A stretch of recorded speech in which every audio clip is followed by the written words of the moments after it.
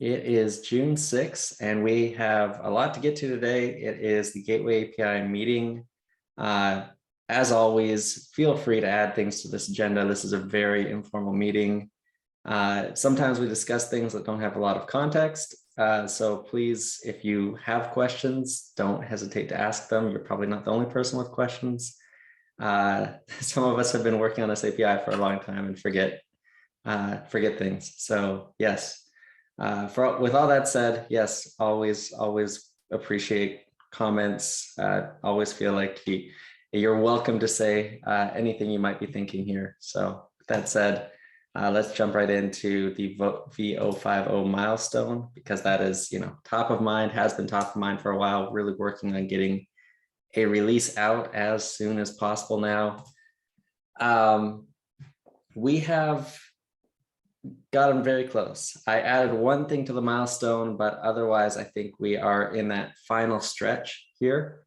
The first thing on the list is this documentation that Travis is adding, which I really appreciate his work on this. This is a great set of documentation. I went through it today, made one more round of comments, but otherwise I think it's good to go.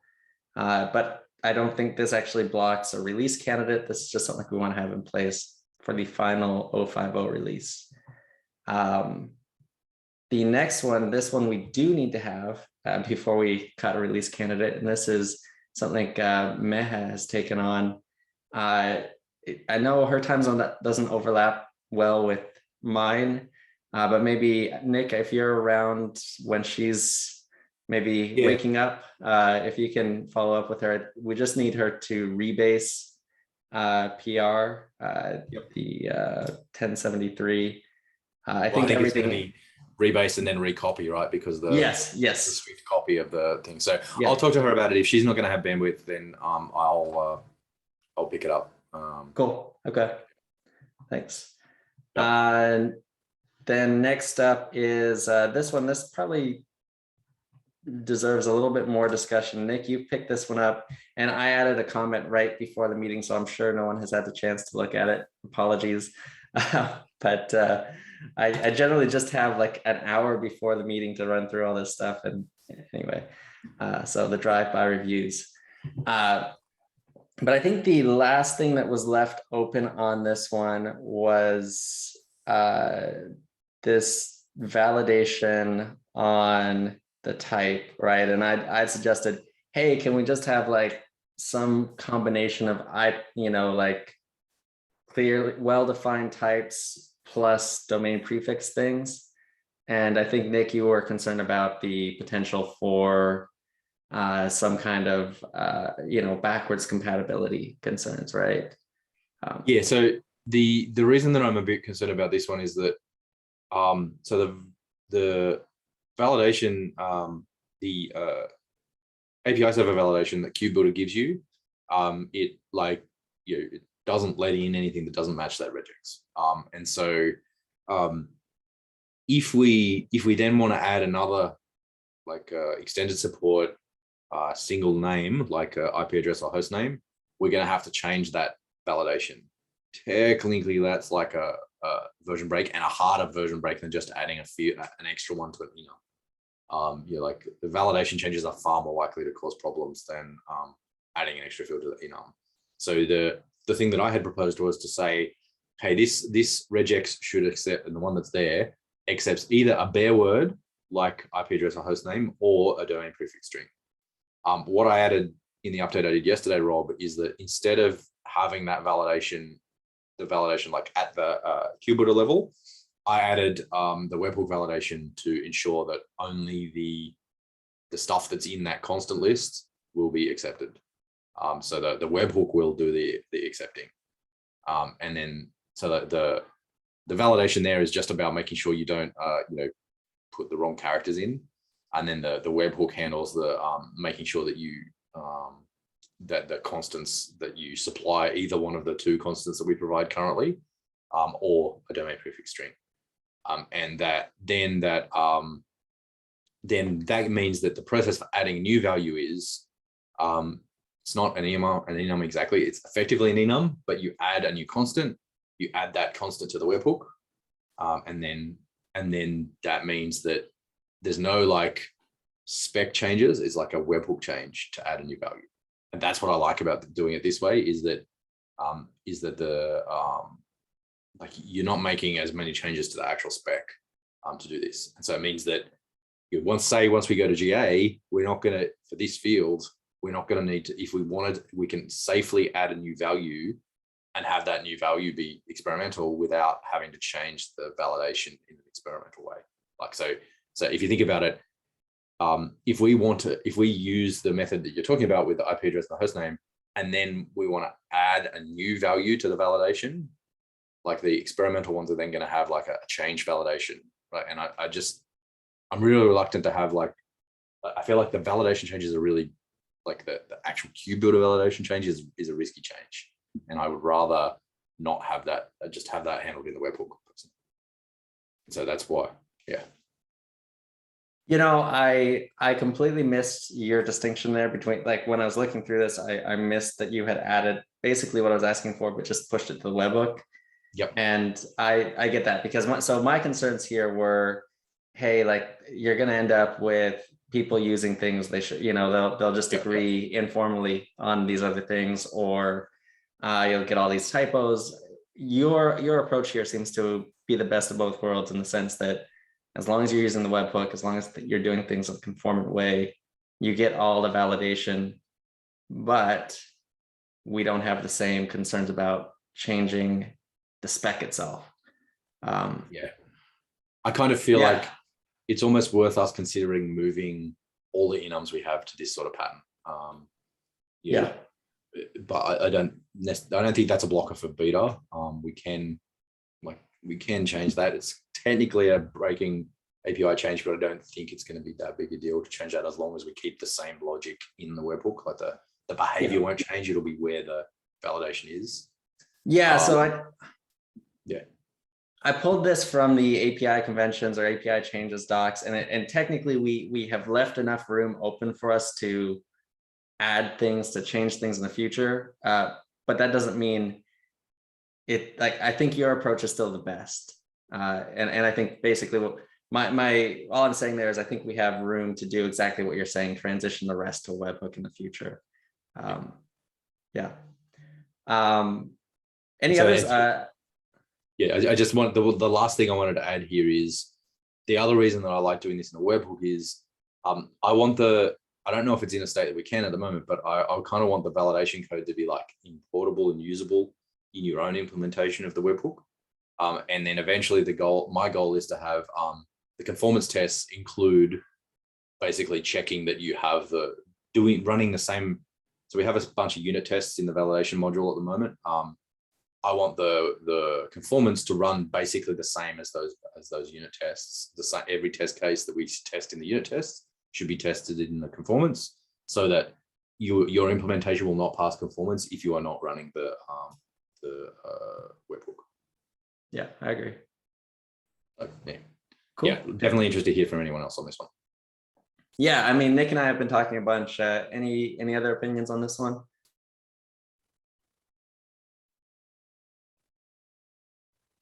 Cool. I'll take that as consensus. But yeah, if anyone has any second thoughts, definitely let us know. All right. Oh, there was one more thing in the milestone that I missed out on here. This is a big one.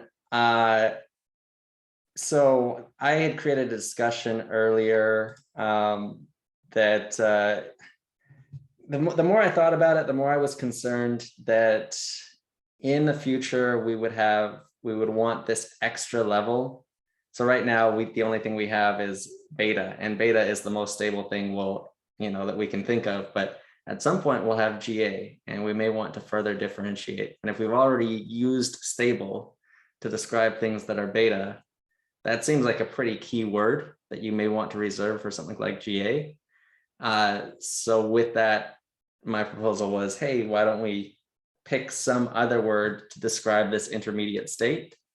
The proposal I came up with was standard. I am very open to other terms here. I'm not tied to that specific word, but the main thing is just some other word that is something between experimental and stable. So I have a PR that I just filed a few minutes before this meeting that makes that change. But I am very interested in other terms, other ideas. It looks like I think there's only 3 people that have voted on this so far. So, and I think I'm one of them. So, if others have opinions, and any term that you prefer, or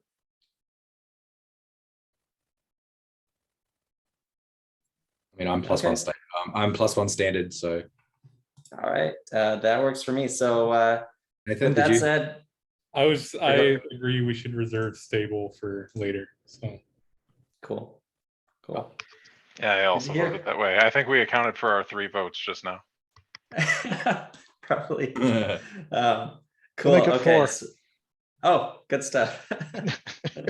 Good to hear. Okay, well, with that said, it seems like there's pretty wide consensus. Then, if anyone has time to just do a drive-by LGTM on this one, we can get it in. There's a Don't couple think of. I'm just reviewing now. It looks like there's a couple of inadvertent usages of the word stable that got replaced with standard. I'll call it out that way. Thank you for catching those.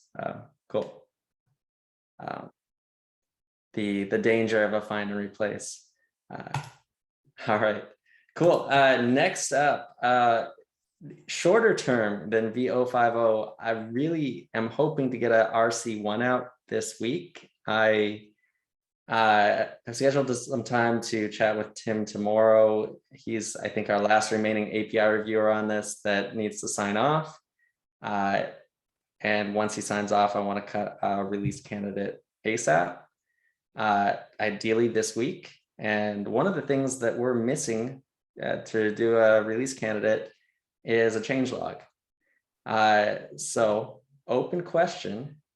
Does anyone have some time to write up a changelog? This would be from V040 to V043 to That's the same. 050. Yeah.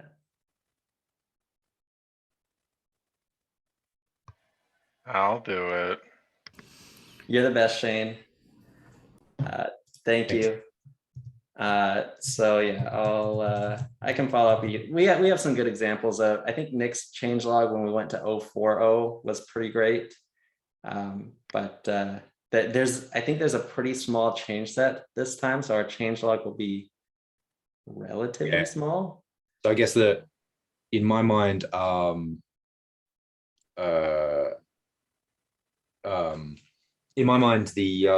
the big things to do with the changelog are just to make sure that any like breaking changes are called out with like a little bit of explanation as to why we did it and that sort of thing. If you have a look at the previous one, that's what I tried to do there. Yeah. Sounds good.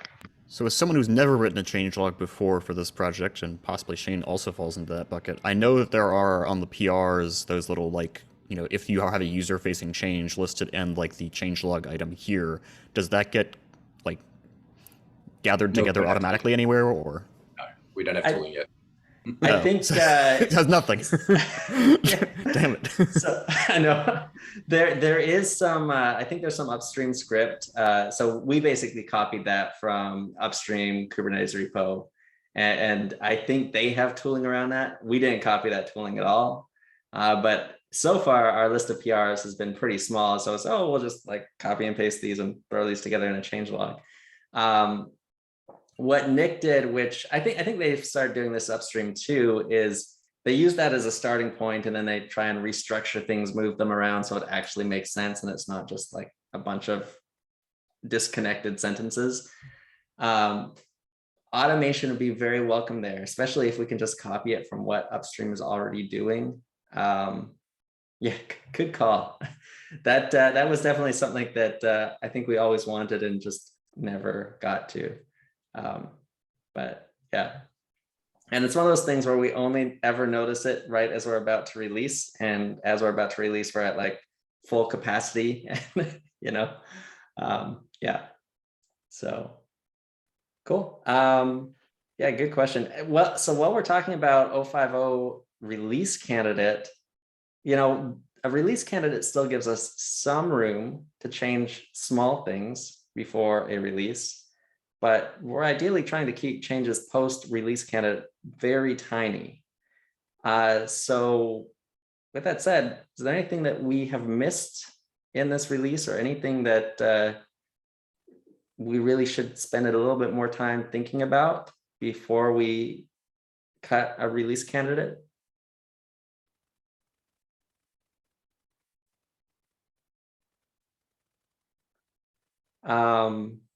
Yeah, and I'm actually noticing in chat there are good questions. Matt, do you mind adding those to the? Yeah, so let's just finish out the. So is there anything else that people want Yeah, in the RC and the final release? I can't think of anything. I think we've got everything pretty well. So I'm happy. I'm happy for us to just anticipate that there won't be anything, and then wait and see. We all actually, because once we all have the tagged version available, then we can actually update dependencies and stuff and flip start the coding process to actually flip the a whole bunch of coding that we're all going to have to do as implementers to actually flip to using the V1 beta 1 types, right? Like, and so that's the reason to do that. The main reason to do RC1 is that everyone can get started on those PRs now. And start types. Okay, this is a really good question. Well, not quite, it wasn't a question, but it's something that I've been discussing internally, and I'm imagining others are too. As we move to V050, we're entering a new phase where the CRDs are going to have V1 alpha 2 and V1 beta 1 types, and they're going to be identical. Yeah, I hadn't thought about that. Yeah. So what often happens in upstream Kubernetes is for at least one minor release, all consumers of the API will still use the old API version. So in this case, they'd still be reading from and writing to V1 alpha 2. I think that's what we should recommend here as well. But we haven't actually said that anywhere. We haven't given that guidance. It's just kind of, well, this is what happens in upstream. I can make a note of that, but does anyone have any reason you wouldn't want to do that? I'm thinking what we can say here is that if you support V1 alpha 2, you support V1 beta 1. Like, you don't even need to know anything about V1 beta 1 per se. Yeah, I think we can do some stuff with that with the storage version definition in the CRD, right? Like, yeah, if the storage version is V1 alpha 2, then or as long as they both have the same storage version between the two different CRDs, then then it won't matter, right? Like, you'll be able to. Then Kubernetes will handle the rest for you. Yeah, and we're, the plan, at least my unwritten plan, and I think everyone else's, has been to keep the API versions, the types in the API versions identical with each release. And that's, again, that mirrors what's done in upstream. Yes, yeah. The only time we would diverge from that, or at least the only time that we diverge from that in upstream Kubernetes, is when you do a rename. And we have been trying as much as possible to avoid renaming fields, because that brings in conversion webhook and all kinds of pain. So I guess the larger question to ask there as well is, at what stage do we remove the do we remove the V1 alpha 1 versions of resources that are now available in V1 beta 1? So for and the same question will go again when we go from beta to GA, right? Like, once gateway goes from V1 beta 1 to V1, when do you remove the V1 beta 1 from the generated set of V1 beta 1 types? Right? Like, and so I guess I think it kind of feels to me like that would be like a minor version, that would be a V060 thing that we would say, okay, you should have migrated to using the V1 beta 1 types for the objects that are required, and but we need to write that policy down and put it in the versioning doc, I think, Rob. Yeah. And then we can all argue about it there on that PR. Are there Yeah. other standards set for other APIs? Could we just follow you support 2 and then the third one always falls off the ledge? Or do we have to come up with our own policy? That's a good question. There are policies in upstream Kubernetes that I think we should try to follow as closely as possible, but we're a little unique. So for example, beta APIs have to stay around for 3 minor releases at minimum after it graduates to GA. So you likely all are very familiar with the pain that was caused by Ingress v1 beta 1 being removed. Sorry. But that is a thing. There's been a lot of pressure to expedite the removal after 3 releases instead of leaving betas around forever. I don't know. We have some wiggle room in terms of how quickly we remove API versions, but I think at a minimum we'd want to match what OSS does for stability in terms of if an API is beta, it's sticking around for at least 3 releases. I would say I'm a little bit tempted, and we should hash this out on GitHub. I'm a little bit tempted to leave these APIs for API versions forever. That's a whole other commitment. I need to think about this one more. Yeah, I think we all do, but I think we need to I think there's probably an issue in the leave resources. How long do we leave resources around for? And then there's what do we do about the resources in the shorter term? I'm a proponent of if there's a more stable version available, we leave them around for a while and then remove the versions so that we don't have. I'm not a proponent of leaving them there forever. I think that it's going to be too easy to miss moving things between the different versions. Because remember, in order for us to have the separate things, we're going to have separate Go types as well. We're going to have separate Go types. You can't just take the Go types and we'll have to have. That means if we keep all of the versions around forever, we will have 3 copies of every object that you have to update anytime you want to update one field, which will suck. Agreed. So I'm not a proponent of leaving around forever because of that.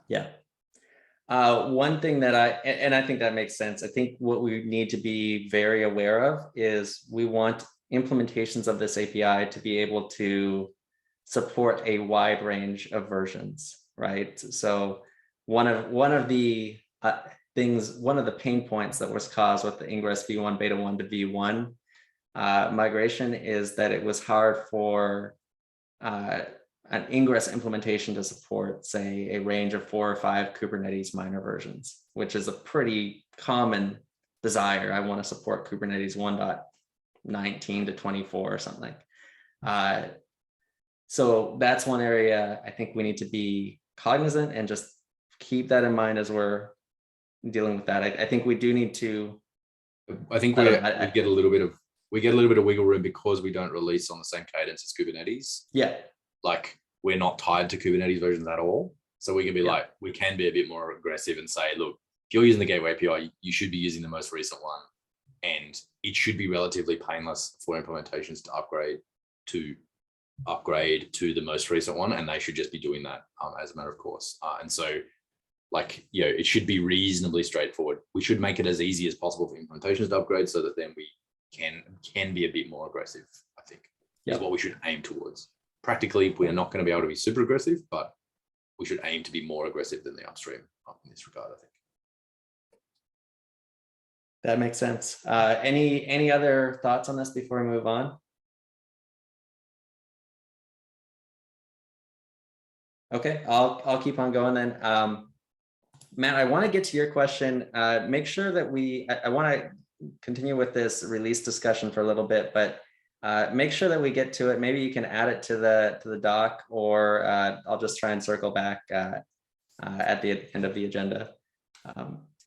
And I'll just add it to the end of the agenda right here. Okay, that works. Great. Cool. Thanks. So 050, that is, I think, weeks out, but I really want to get this out this month. So, and with that said, if we get an RC out this week, let it sit for a week or two, probably a couple weeks, and then hope for a final release after that. That's kind of an ideal timeline in my mind. With that said, the last time we did a major release, we had some announcements around it. I think we had a gateway blog post. I know we had a Kubernetes IO blog post. I am curious,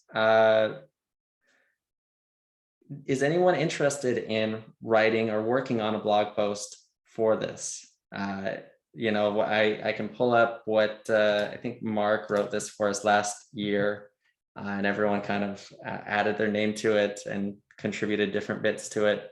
But is there anyone who's interested in writing up a blog post to highlight our beta release? I'd like to do it. Okay, awesome. Cool. So Shane has volunteered again. You're the best. But if you do feel overloaded, definitely let anyone else help out. But thank you for taking that one on. Yeah, I think I should be good at this point, so. Although Cool. I think it's gonna be a lot of looking at git log for the change log and comparing it with Yeah. PRs. Yeah. With that said, do we have any additional ideas, anything else that we'd want to do as part of the, a beta is a pretty significant release for Gateway API. We've been working on this API for a long time now. I don't even know how long, but you're looking at Nick and Danian and whoever else was back in San Diego when this was just starting. It's been a while. So if anyone else has additional ideas for how we can, get the word out that this is going beta, very open to that. I want to make sure that that this is spread as far as possible. Cool. All right, with that, let's move on. I think Travis, you added one. Yeah, so I basically wanted to do a check the room. In the course of writing the rewrite docs, it can compare it. There isn't really any guidance in there or on the spec as to whether or not you should do anything with configuration that can create a redirect loop. So if the input of your redirect is the same as the output, do you actually return that as an implementation? I think the answer to this is hopefully no, you just proxy onward. But I wanted to hear, just to make sure, that is there anyone that thinks there is a good reason to actually have it? Just kind of honor the redirect blindly, and even if it is going to result in a loop, still return that.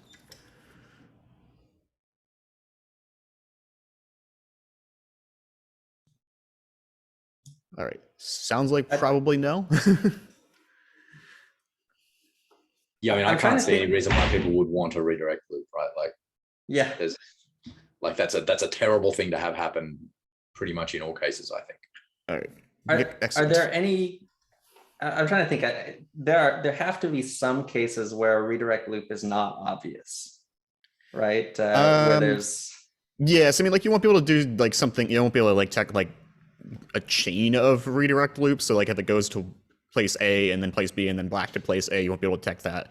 But this is kind of the simple one that in the course of configuring things, if you just kind of ignore any one where the single configuration has the same input and output, that makes it a lot easier for users to write these in a way that I think makes sense.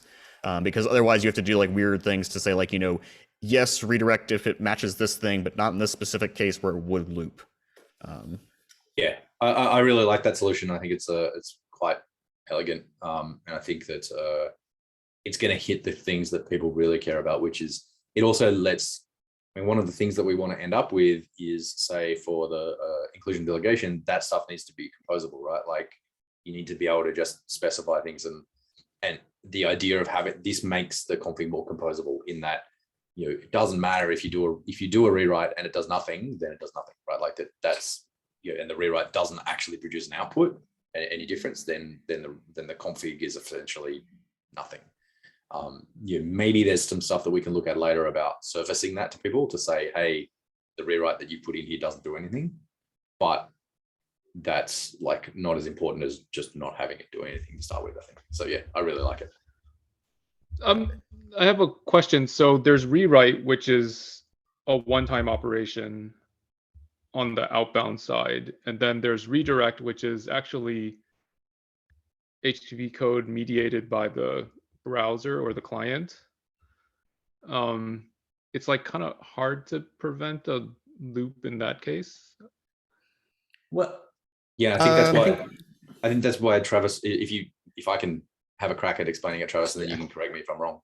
I think that's what Travis is aiming at. That if what you are doing with a redirect is like largely the same, then it's a no-op or something. Is that right? Or I don't know, Travis. Yeah, I mean, like in the simplest example I can think of, which actually may be moot here because of like listener protocols, but like say you want to, just do an HTTP to HTTPS redirect, very common. Basically, all you probably care about for that is like, if the request is inbound to example.com, redirect it to HTTPS. In the way that redirect filters are written, there's no protocol field, so you can't say like, do that, but if it is going to HTTPS already, then don't do that. It only just has like, example.com and path and such. So like technically the next inbound request for HTTPS, according to like the actual configuration in the redirect, should still be redirected back to HTTPS, even though it's already there. But I think in practice, you don't really ever want to do that for that type of redirect or for even one that's just changing the path. Path ones are more like to defend it against like messy regexes. How would you know definitively whether or not it falls in this case? So you know what the input URL is and what the output URL is after you perform the transform. So if you just check those and see that they are equal, then you don't actually return the redirect, you just proxy onward.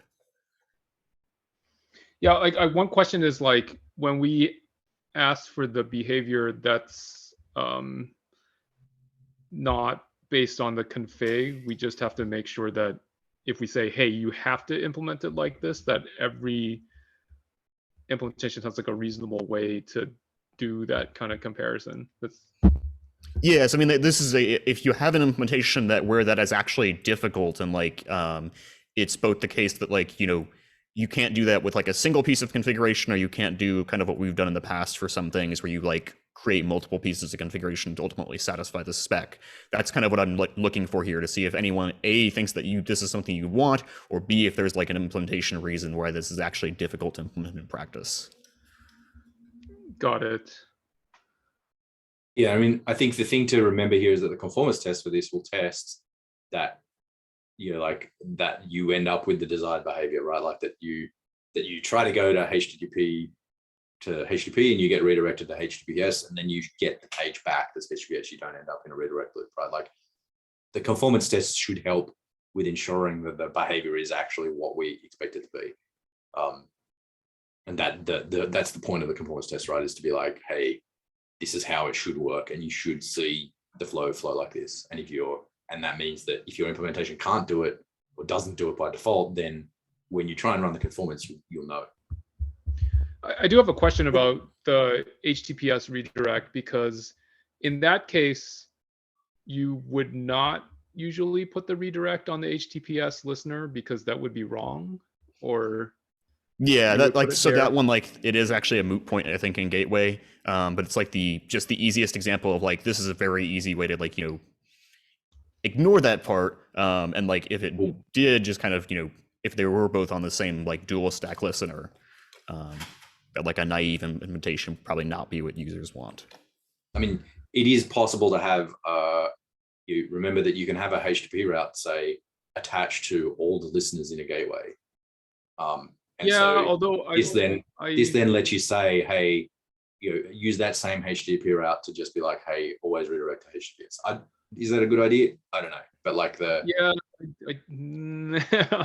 it's like on the one hand we can make it easy for people, on the other hand it seems like it's incorrect in some ways to allow basically to be like, hey, you can put this redundant thing in there, and like technically speaking, if you were very strict, you would just get this like loop back and forth.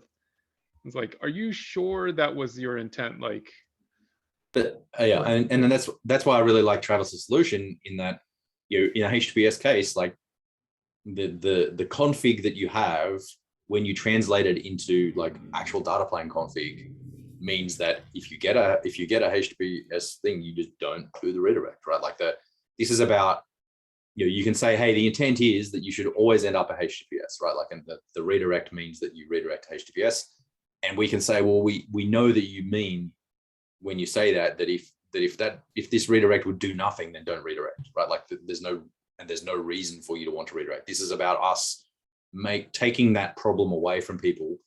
In this case, having that extra specificity just means that if all I care about as an end user is saying my shit should always be HTTPS, I don't want to, like, it's good for us as the implementers to just make that problem go away, right? Like, you don't have to care about, you can just say, put this thing in, put this little stanza of config in, and attach your HTTP route to both listeners on your gateway that do HTTP and HTTPS, and that your problem is solved, right? Like, you don't need to have two separate ones. I think that it is, Mikhail said in the chat that it's the workaround to avoid creating two HTTP routes. Yeah, it is, but it means that the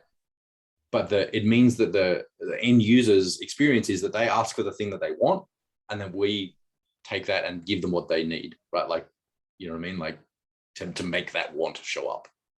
Yeah, I would be careful though, because this does run the risk of having like a fairly special case. Like, we should think about it not just for this specific redirect, but just like generically, if this is going to be possible to, like, I guess that's a question know that that you're in this situation. In all Yeah, cases. so I mean, like, there is a, like, in the abstract, there's a very simple comparison. Like, if you have a redirect, like, transform, and the input to that transform is the same as the output to that transform, actually issuing that redirect will always result in a redirect loop for, like, any compliant HTTP client. Like, there's nothing else that those compliants can do at that point, because they just say, like, okay, I need to go to this location, it's the same again, so it's going to get redirected again, and so on. I think the question is probably maybe more like, that abstract comparison of, like, does URL string equal other URL string is very simple. Whether that exists in implementations already, or, like, if there's an easy way in implementations to do it, is maybe a bit more murky. I think actually in our case, like for HTTP HTTPS redirects, that definitely is implemented that way, like it will not loop. But for other types of redirects, I don't think we actually have anything to catch that at the moment. Yeah, that's my concern here. I have to be very careful. The way I think of this as so far everything we've required in spec is something that can be, statically computable, right? And the way to do this statically would be to basically take what is one HTTP route and split it up, right? And so even though it's one inbound HTTP route, you're splitting that up into do this for HTTP requests, do this for HTTPS, or do this for requests on this host name, but not on this host name. You're basically splitting up the configuration some additional way. And I think maybe the hardest part of this will be, where do you draw that line? There are, without a doubt, some redirect loops that will be possible that would be near impossible to detect as this implementation. There are others, like you're saying, that are going to be very easy. What about that middle ground of, this is a little bit challenging? I'm not sure. We just need to be careful, because we could run into a case where someone actually wants the thing to send back a redirect, even though it seems stupid. And then when they go to configure it, they're like, we're like, actually, sorry, like, you really meant the other thing. We're like, well, but that's really what I wanted. So if we were to handle that use case and allow that use case, what we're going to be doing is screwing over the 80 to 90% of people who don't, or 95% of people who don't want that use case, because the only way that we're going to be able to handle that, if we do something more explicit, what we have now, is for the use case that I say, am like, I just want to expose my service on HTTPS and I want it to redirect, please. It'll be like, oh, okay, no problems. Well, what you've got to do is you've got to take that same HTTP route, duplicate it, and then attach it to the HTTP listener, because you can't use the same one, except for the bit that does the redirect, like, with a filter that does the redirect. So you'll need to have a separate HTTP route that just sets up the redirect for every time you want to redirect, which in my mind is a pretty it's more correct, but it's taking the it's making the things that should be easy require a whole extra resource just so that we can do these things that like probably like that if you are wanting to do it, you like really like why would you ever want to say, you know, like I want to redirect, you know, things that come into, you know, /food or /bar, you know, and then, you know, but then, you know, and I want to redirect things that go to /bar to /bar. Like, why would you ever, like, there's no reason that you would want to redirect a matching URL to another matching URL, right? Like, because it's the host name, it's the port, it's the protocol, like it's the protocol indicator in the URI plus the path, right? Like, there's no, I cannot think of a valid use case that you would ever want to do that, right? Like, and no client is going to let you do that, right? Like, so what we're doing then is tying our API in knots and making it far more complicated for your everyday user to allow for the possibility that someone might want to do something that's pretty broken anyway. I get concerned, like we can properly define it in all cases, not the simple case. Like probably the simple case will work. And then after defining it, whether or not every implementation can kind of implement it with the same semantics. It also does introduce kind of this like asterisk in like, if it maps to the same response, I guess like location field, then you should do nothing. But that technically, like, how do you define that strictly in a way that's consumable by all the different implementations? So I think at this point, it sounds like there is enough, like, you know, debate on it to be had. So I think I'll probably go and create an issue at this point. I don't know, someone who's been around in the community longer, does it make sense to just create a plain issue for that, or should it go into like a GEP? Yeah, I think right now it's just an issue would be great to discuss it. And then as far as the doc immediately, I guess I'll remove that must that I added and just like leave it undefined in there for now. So. This is a great discussion, by the way. Yeah, I really appreciate your work on this doc. I think there's a lot of good changes here, and you've specified a lot of things that were currently murky or unspecified. So yeah, appreciate that. Yeah, totally. I think there was a comment from Brian that, you know, his concern was that we're trying to interpret intention. I think that some level of interpreting intention is unavoidable in this API. The whole point of this API is to kind of be a domain specific language that takes your intention and turns it into data plane config.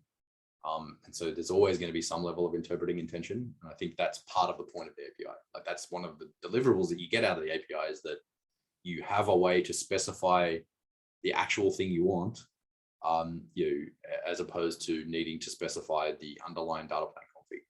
And I worry that, I guess what I'm trying to say here is, I feel like everybody is actually wanting not to have a redirect loop. And the fact that there might be a redirect loop is a data plane implementation issue, right? Like, and that's why we should be like, hey, you can specify this here, and if it would produce a redirect loop, we're just going to make it not, because there's no reason why you would want to do that. And that's why I'm leaning this way. So anyway, we'll talk more about it on the issue, but I just wanted to sum up my view of the conversation.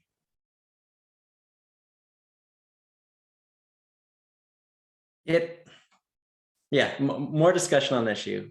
You know, this feels like something that if it is currently unspecified, it seems like something in the future could be added as our implementation supports this experimental. It's a feature interpretation, but it's a safeguard, you could almost call it, of redirect loop protection, whatever you want to call it. I feel like we do need to answer this before we can't move this thing to beta without having this hole closed. So where I was going with that is, I think we can interpret it today as the most naive interpretation, which is we don't provide any redirect loop protection, but we reserve the right to add that in the future via some experimental feature. I'm not sure. Yeah, I mean, like it's I think good at this point as far as like at least API beta-ness, and that like I don't think this would require an API change. It would be like an implementation directive. So like you wouldn't actually change any types or anything. You'd just say like if you're an implementer, you need to do this. I don't know whether that truly falls into the definition of beta or not, but at least it is a distinction. And then like, if we end up like, supporting both, like a post beta thing could be like, by default, it tries to protect you. But if you spec this special field to like say, don't protect me, it will do not that. That's, I think, something that could be definitely added after beta. Okay, sure. I'm happy to be overruled there. That's fine. I want to get the beta out soon rather than having to wait for us to discuss this. So yeah, it's fine. Cool. All right, sounds good. I think that is the last bit for the blog post and 050. And yes, we're down to this one. Somebody added validating webhook. I think this is Matt, right? From chat earlier. That was me. Great. So yeah, maybe a bit more context. Well, so yeah, like everyone rewind to that first pause that we had. Are we okay with a validating webhook requirement? And so I was just rolling over in my head. Are there alternatives? I know there will be pushback. Who knows the percentage of pushback? I've just encountered pushback from saying there must be webhooks. And so then I started thinking, admission plugin. What are the requirements for admission plugin? Is it an alternative that we can provide as a roadmap item? And then does the gateway API need to be core spec for that to be admitted into the API server or what have you? And just remember that, I'm fresh off of reading today about some of the pod security admission and pod security standards. So I was kind of formulating from those impressions. Yeah. So here's my take on it. I think everyone would love to avoid a webhook if possible. It's kind of right now feels like a necessary evil of dealing with webhooks, with CRDs. I think what we want our tests to ensure is that whatever cluster environment we're testing against conformance, one has a conformant implementation, but two also has conformant validation. Those tests should not ever check to make sure that validation is coming from a webhook. They should just check that when I try and do this invalid thing, I'm prevented from doing it. That is my strong preference. I know with GK, we're planning on bundling the OSS webhook validation into some other component, right? So it will be the same OSS validation code, but it's not going to have the same deployment mechanism as the rest of, as what's bundled in OSS. I imagine that could happen other places too. I don't want to be too opinionated about how or where this is deployed, just that this validation logic runs. And so that's why I really like Nick's idea here of let's take some tests, build it into conformance wherever it belongs and say, these things are invalid and I want to make sure your cluster tells me they're invalid. Does that, so I don't know enough. I'm not opposed to that at all. I like the idea of having a separate validation tier. I'm just thinking about, and non-controversially thinking about, are there alternatives that we can provide people that have particular requirements or have constraints that will prevent them from easily adopting a webhook, or for implementers per se that will be adding something into someone else's environment that they don't necessarily have control over, that then there's an extra deployment step to say, hey, this is part of the Helm chart, or this is part of the deployment spec, or this is part of the operator, to add that webhook in there. I think those are acceptable steps, but they are also non-foolproof, right? So for the next implementer that comes in, you can see a much different expression of the API because they failed to they failed to add that piece, or they failed to add the validating webhook. Now, something that is more foolproof would be an admission plugin. I don't understand or know the machinery or the roadmap that could get us there. But I think that could be something that we think about for the future to maybe make this more foolproof and to establish a better baseline of API expression and implementation at the same time. I don't know enough about how admission plugins work to say for sure. I am very interested in an alternative to a validating webhook. I think the second question you asked though, like these APIs are being developed as CRDs because they will not be like included in the core API server. That's okay. Yeah. So that's, I think that's the, if that affects, I don't know enough about the admission plugins either, but if that affects whether or not you can have it as an admission plugin, then yeah, like, I don't think these APIs will ever be like part of the API server. These will always be CRDs. Okay. So But to make that clear, that is the direction that architecturally the Kubernetes core is pushing for. Now, having spent all this time, our group has kind of uncovered like all the drawbacks of CRDs. So some of those need to be fed into the API machinery like SIGs and be like, hey, you told us to use all these CRDs and now we have like this and this and this and this issue. Which one of these is like the fact that this webhook may or may not be installed. yeah, I mean, I'm I just can saying see- like to clarify like why this is not in core versus why it's in CRDs. But I could also see a third-party plugin process that says you can contribute these plugins and they could possibly be built into the API server. I kind think of almost like OpenTelemetry. OpenTelemetry has all those third-party contrib areas where you can build mix and match receivers and exporters all over the place. I mean, we could foreseeably do that if we're going to explode out into CRDs, like everything is going, all these new features are going to be CRDs. This is going to be a process that's repeated over and over and will then eventually start pressuring the network and the API server to do all these external HTTP calls.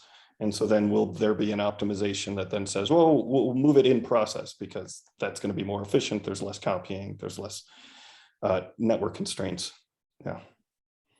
Yeah, I think like this is definitely, I know that we've talked to the API machinery folks before. So it's like, what do we do? And then at some point, like if this is stable enough, why not be in core? That's another question, probably 1 year down the line. Yeah, I think this is worth discussing with API machinery. As I think others have mentioned, there are other APIs doing the same thing we are. I think we're kind of the first, but I know network policy is coming behind us, admin network policy, sub-project, and then storage bucket is also something that's coming from SIG storage. There are other things that are following the blueprint that we have basically outlined here. And so we're going to be the first to run into these issues at scale, but certainly not the last. So if we're running into these, we should be making noise about it. And so, yeah, appreciate you calling that out. And if there is some kind of plugin mechanism, we should start looking at, or if there could be, we should start looking into it soon. Okay, so it sounds like there's a lot to learn here. Definitely something I'm interested in. I will just start researching and then Cool. let you all know if I figure anything out. Yeah. If you want more background on the problems that we've had with CRDs, like feel free to hit me up. I've talked a bit about it in a couple of contexts, but yeah, like I have a lot of thoughts here about how the experience of doing this stuff with CRDs. Yeah, but I think to go back to sort of the core thing that I don't think anybody disagrees on, but just for the recording, like the key part here is that like it's not done yet, but it's definitely on my big to-do list is to have the conformance for any gateway API implementation is going to ensure that something doing the validation is running, and that And the whole idea here is that the validation will be included in the release bundle. So if we add new things, we will add new validation. And so to be conformant at Gateway API v050, you have to be running, or you have to be doing the same level, the same admission as is included in the v050 upstream admission controller, right? Like that's sort of part of the conformance, and that means that the validation is also version, right? Like, that's what I'm going to try. Yeah. Key. Yes. Yeah. Cool. Great discussion. Actually, Jeff, were you about to say something? No. Okay. Any last things? We've got like 2 minutes, so I don't have time to really open all the PRs and issues, but is there one or two that I should focus on specifically? I'll be honest, I haven't been looking very hard at the stuff that's not in the v050 milestone personally. Yeah, I think we've covered everything in the milestone now. I think the big thing that we'll need to move back to once we've released 050 and everything sort of settles down a bit is that we'll need to go back and look at the inclusion delegation stuff again. But that's we need to get the 050 out first. We've got two big gaps. One is inclusion delegation. The other is gRPC route. They're both just, I think they're approved and just, waiting for 050 to get out to unblock them. So I'm looking forward to getting back into both of those. Yeah, I think I don't think we're quite there with the inclusion delegation because of some assumptions I made about, what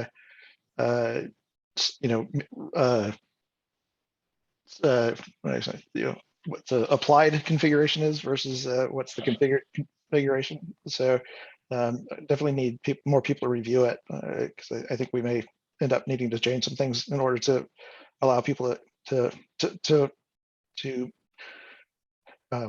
match the constraints of some of the different implementations. Yeah. Makes sense. I am looking forward to getting back into that. But yeah, with that, I know we're at time. Thank you everyone for the great discussion, and we'll talk to you all next week. Hopefully we'll have a RC out by then. Sweet. Cool. See you. See you. Cheers. Thank you. See you.